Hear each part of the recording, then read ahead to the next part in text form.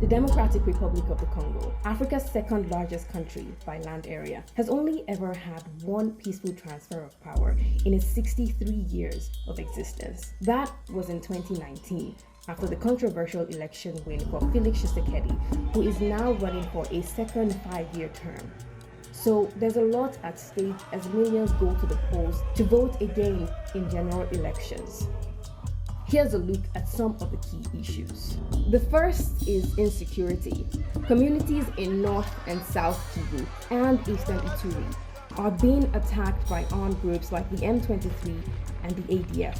Even with the presence of thousands of UN peacekeepers and troops of the East African Community, the EAC, the fighting has not stopped. More than 7 million Congolese have been displaced and hundreds have been killed.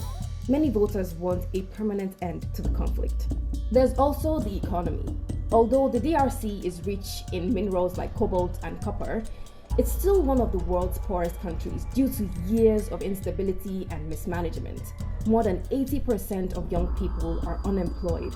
Rising prices are making food and services even more expensive. So tackling inflation and creating jobs will be at the top of many voters' concerns. Then there's corruption. From everyday extortion by the police or tax agents to high-level embezzlement and fraud in government offices, corruption is an everyday reality in the DRC.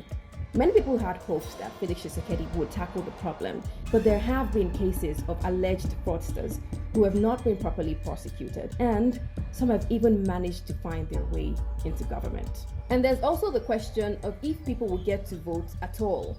Some areas of the DRC are not secure enough to hold elections anyways, and government forces have increasingly cracked down on opposition members, journalists, and activists as the vote draws nearer. The independent election body, CENI, is getting a lot of flack too. Voters have complained of a disorganized registration process, and some have said their voter cards look defective. All this has created a tense atmosphere, and there's concern that violence could break out like it did in 2019.